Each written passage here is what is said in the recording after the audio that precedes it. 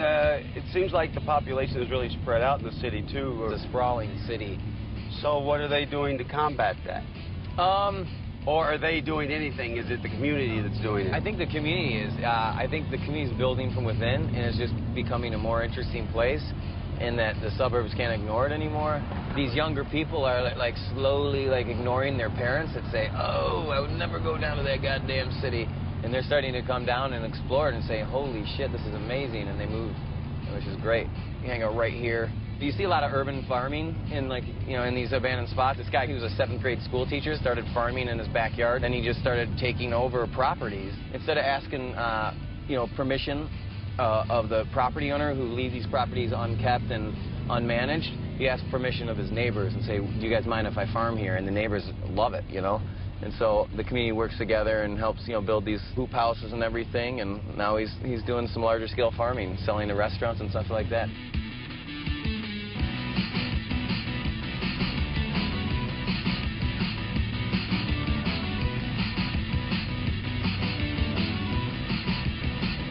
What was this? So this is Fisher Body.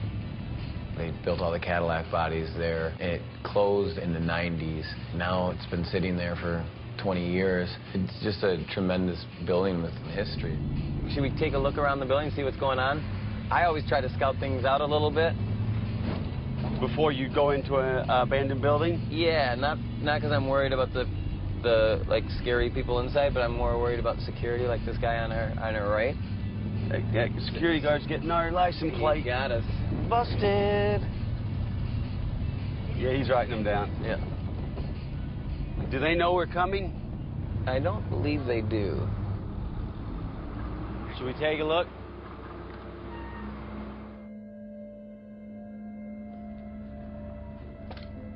Holy shit.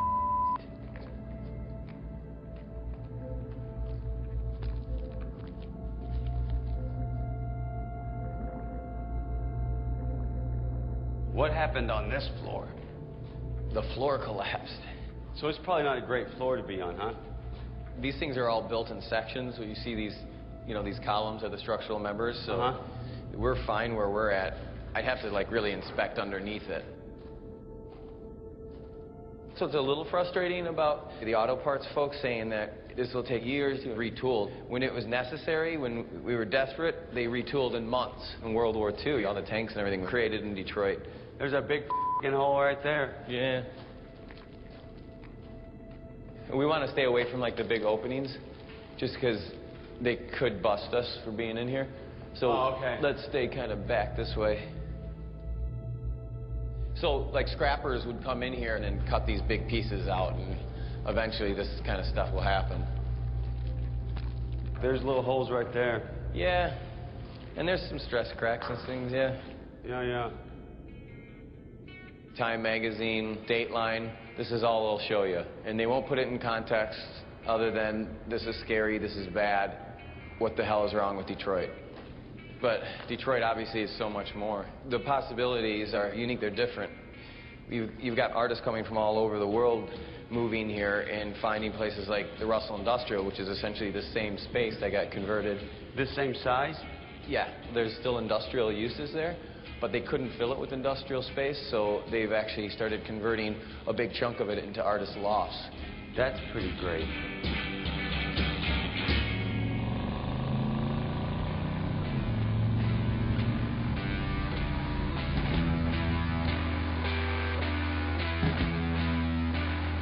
This is one of the floors in the Russell. Who all's in here?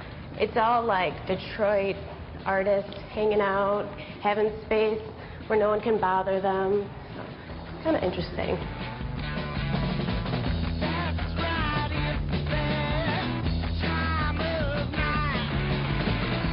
This is great, man.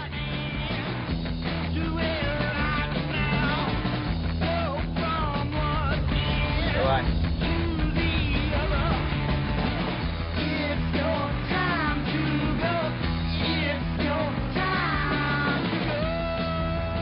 Where would you like to see Detroit at in 15 years? I want to make sure it's like a slow growth so that the community's involved and they're happy with it. If we can just convince 100, like, 20-year-olds a year to move here, I'd be fine with that. What about 200 2-year-olds? I like You kind of have to do it yourself here. There aren't services that a lot of people are used to in other cities.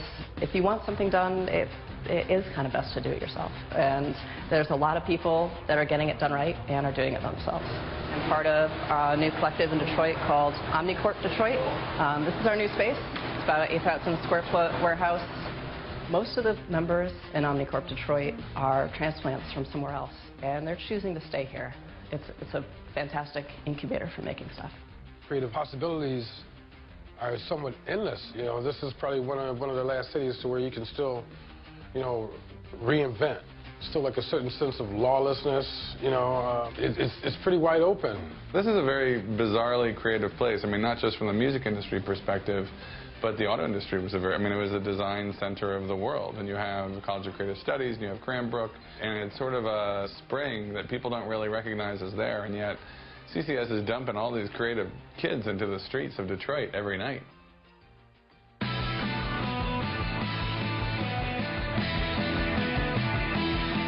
Okay, so this is North End Studios. I am the art director. I really wanted to do something that would highlight the area in a positive way so that people would see it and it would sort of take away from this blight that's going on. Once I realized that I had the space, it was so large, so I invited friends of mine from College for Creative Studies to come and work here. We created a place where people could come and just like listen to music, have fun, and also see artwork. So Jeff is our event coordinator. So do you want to check out the basement first? Yeah, there's like a rave here in a couple days, or well, tomorrow. But because it's like an old insurance agency, there's all these crazy like old vault rooms and stuff. Yeah, I don't know, this basement's so terrifying.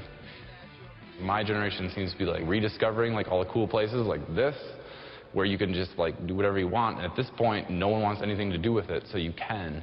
And you have the access to it. Like, you know, like I'm 24 and I have a 9-story building at my disposal.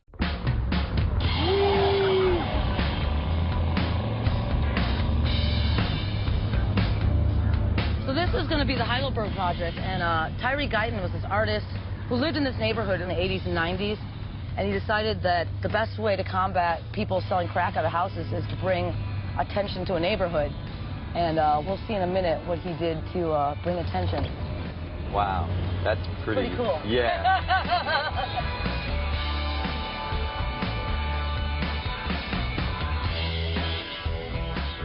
This is great. Yeah. I mean, I want to hug this guy's mind.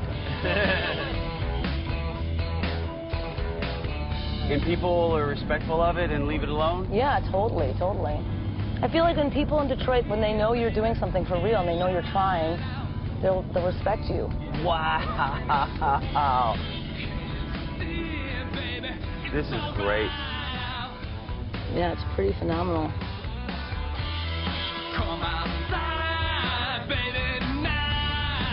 This house right here. Holy. It's amazing.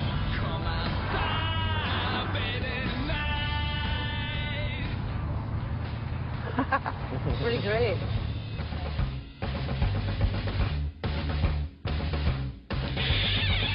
It's a total DIY city, you know? It's pretty inspiring. Detroit doesn't need any saviors. People get the idea that you need a huge chain store or sports team or something to come in here and, you know, be the proverbial game changer. We don't need that here. We need entrepreneurs, artists, do-it-yourselfers, thinkers. Detroit's always been a culture of making. We want to keep that alive. It's just going to have to be made a little different way. Like the whole city, it has to fend for itself. Yes. There's less resources in a lot of areas, and when people are doing things out of need, I think has far more potential to change our city and kind of change our path. If you build it, they will come. If you build something and you have a great store or a great idea and you do it well, people will come down here because people want to have a great city. Remember, Rome was sacked how many times? Berlin was bombed. Cities have always went down. But for some reason, cities come back. And it's people who bring them back. It's a perfect opportunity for the American dream to be realized that something can come out of nothing. I mean, this is what artists have always done, is create something out of nothing. You see the stuff they're talking about on the news, but that's not what I'm leaving with. I'm leaving with memories of a bunch of rad people all working together, all doing things for the community. Pretty great.